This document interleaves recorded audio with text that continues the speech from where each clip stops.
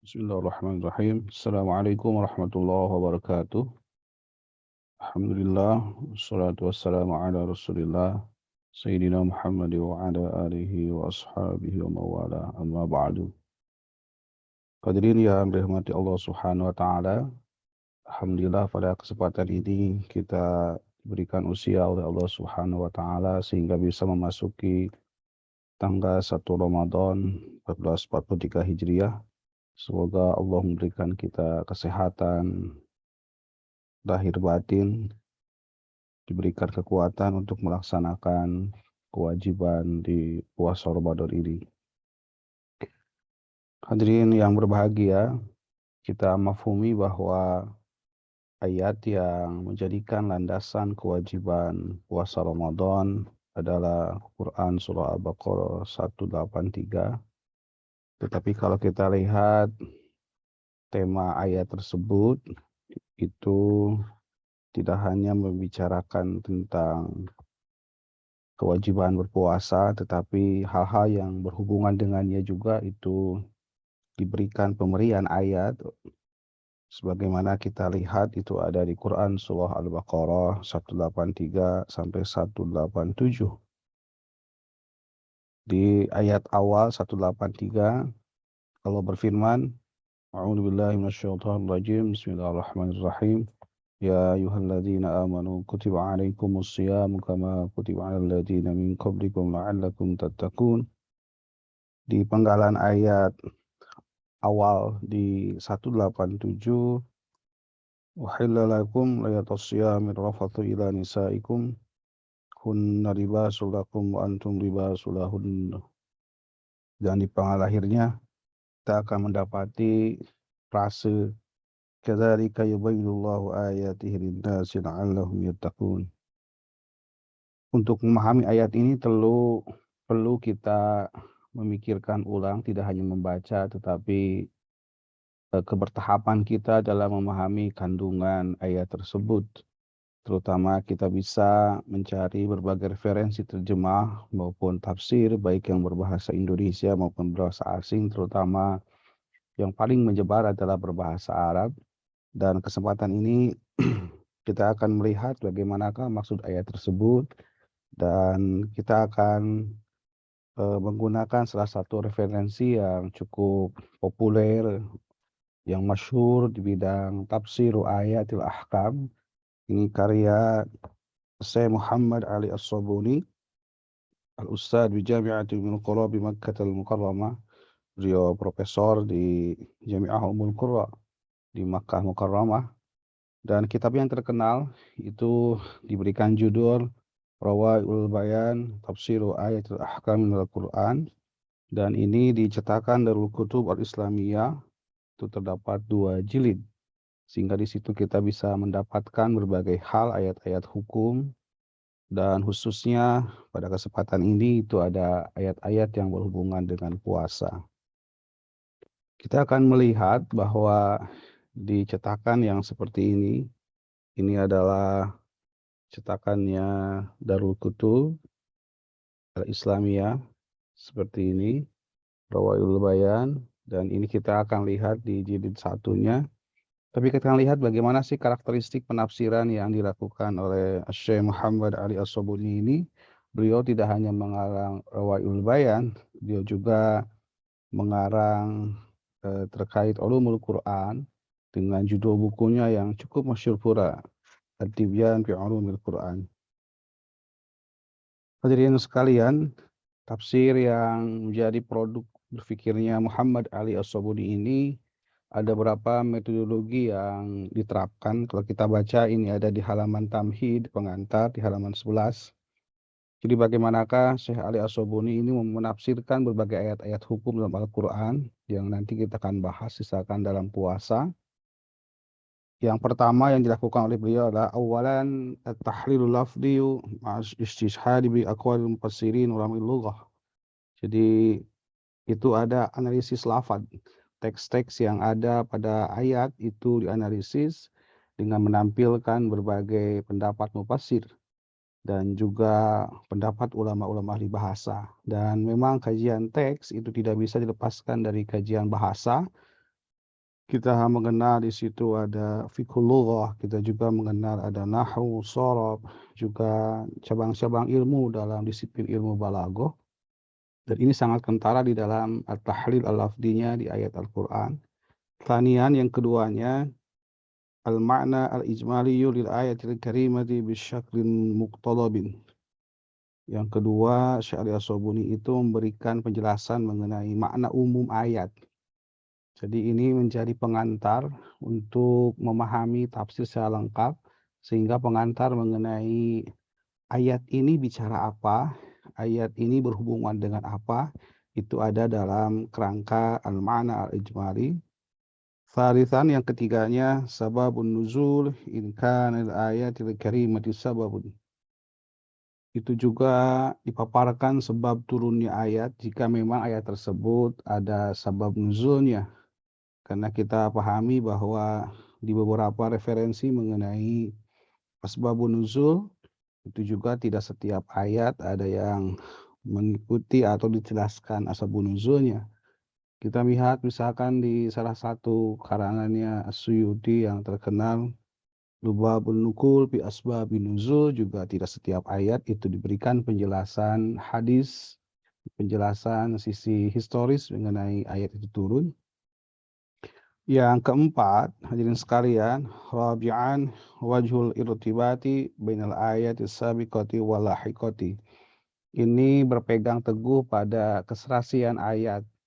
Kalau kita melihat ulumul Quran itu ada namanya munasabah. Maka di sini penulis kitab ini itu menjelaskan segi keterkaitan ayat yang lalu dengan ayat yang selanjutnya. Khamisan, al-bahthu an wujuhil qira'atil mutawatirati.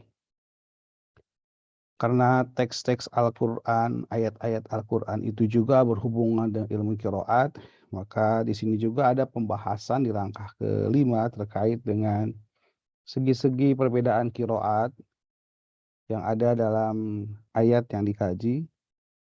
Yang keenam kita akan lihat itu ada al-bahthu an wujuhil i'rabi biijazin.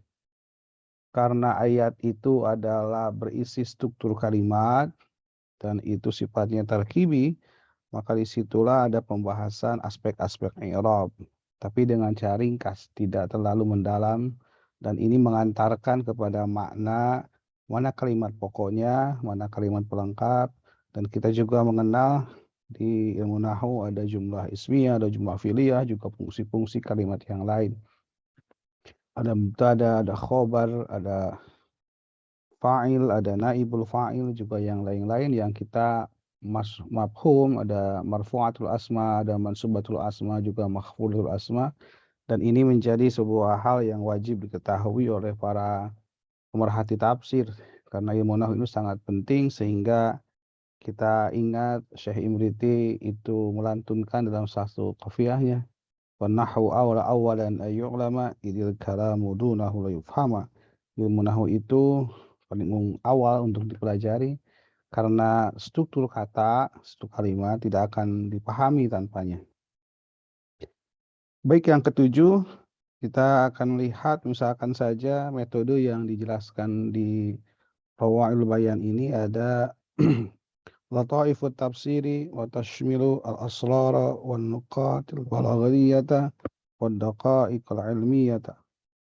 Dan ini ada segi-segi pembahasan tafsir.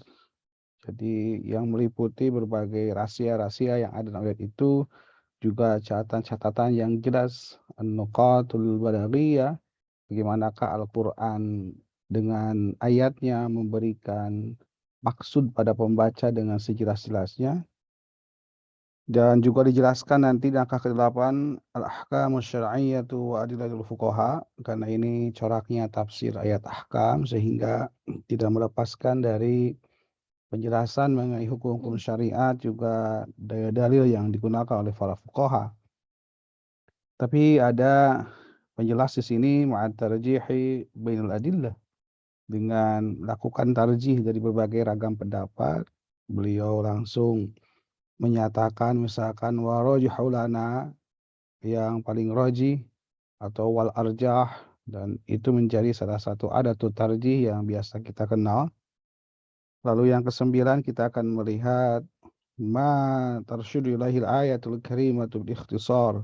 Jadi bagaimanakah sih petunjuk-petunjuk ayat dengan ringkas. Ayat ini memberikan petunjuk bagi apa? Ayat ini jadikan pedoman bagi hal apa?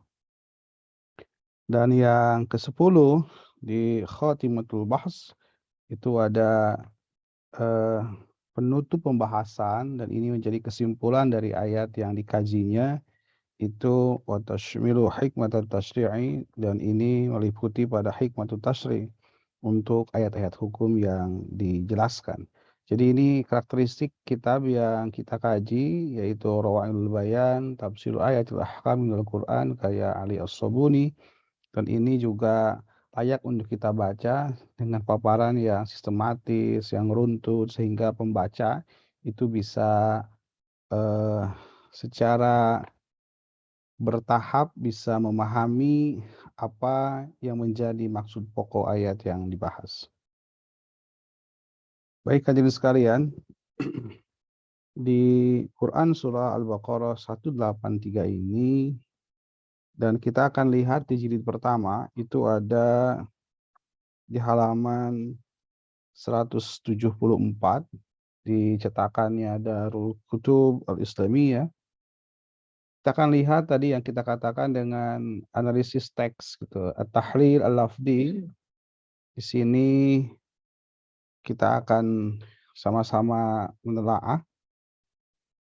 Jadi kata kutiba alaikumusyamu, di situ ada kata asyam. Asyam itu adalah as-saumu fil lughat al-imsaku 'anil syai'i wa tarku lahu. Jadi kata siam secara bahasa itu bermakna menahan diri dari sesuatu.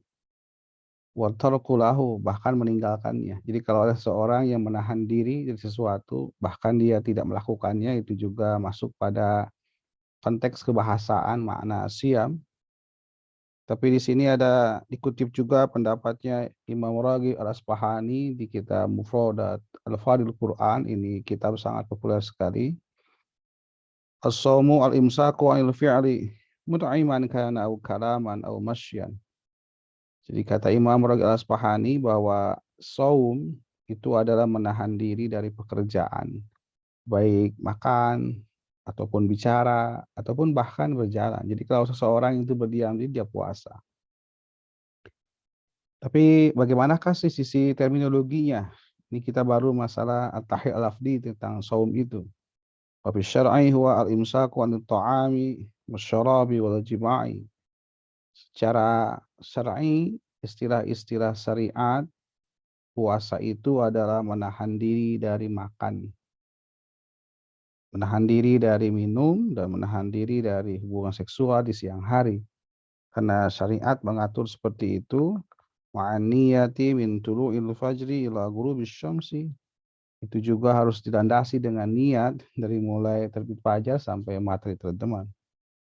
Wa kamaluhu bijtinabil mahdhurati, dan kesempurnaan puasa itu adalah dengan mencegah sesuatu yang dilarang. Wa adamil wuqu'i fil muharramati, juga tidak melaksanakan sesuatu yang diharamkan. Jadi tidak hanya menahan lapar, tidak ada menahan haus, tidak hanya menahan dunia seksual, tapi kesempurnaan puasa itu seseorang dia mampu untuk menghindari sesuatu yang dilarang oleh agama. Tidak gibah, tidak berbohong, tidak namimah, tidak memberikan berita palsu yang lain-lain, tidak ria, lalu berbagai hal yang termasuk pada amrodul qulub, penyakit hati, dia tinggalkan.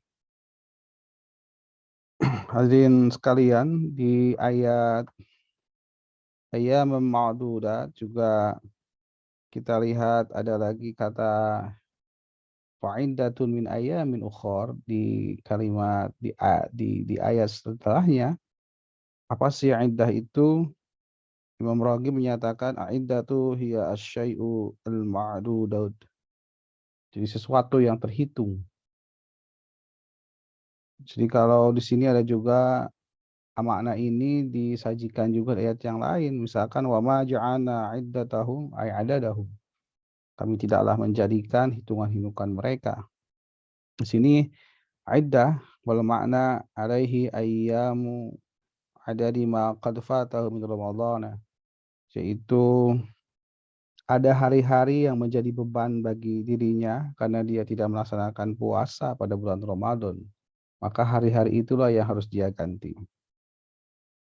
Hadirin rahimakumullah, kita juga nanti ada hubungan dengan teks yang berhubungan dengan orang-orang yang sudah tua renta.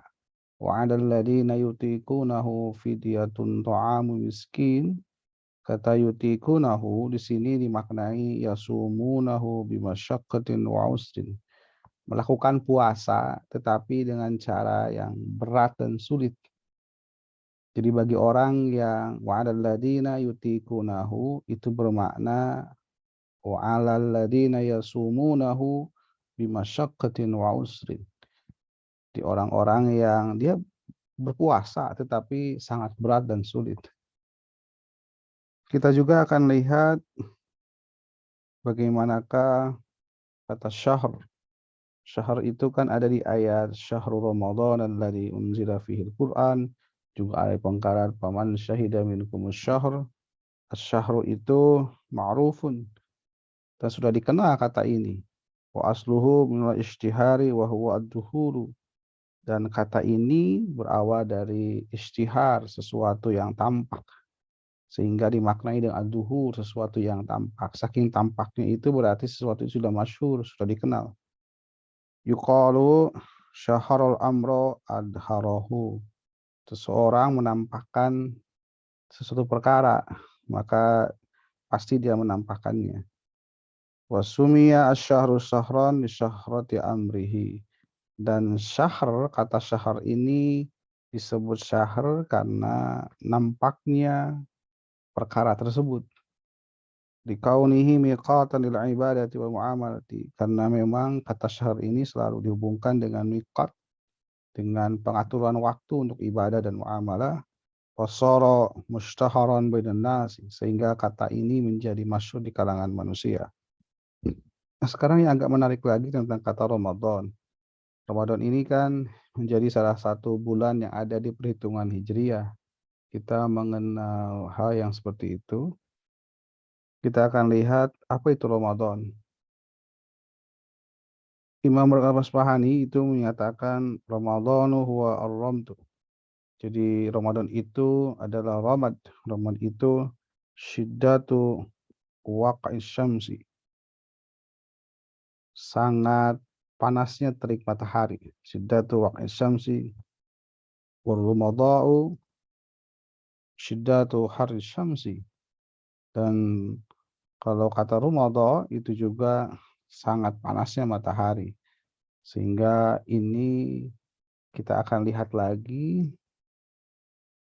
Wakila innama sumiya Ramadan li'annahu yarmadud dunuba. Ramadan itu juga secara kebahasaan dinamai Ramadan karena dia akan membakar dosa. Ai yahrikuha bil a'malus shalihati. Ramadan akan membakar dosa dengan amal-amal yang shaleh. Hadirin sekalian, ini kira-kira di beberapa teks yang ada di tahapan pertama mengenai at-tahlil al-lafzi, beberapa ayat yang ada di tafsir Rawail Bayan ini. Dan ini mengantarkan, tahlil lafzi ini mengantarkan teks ini maknanya apa.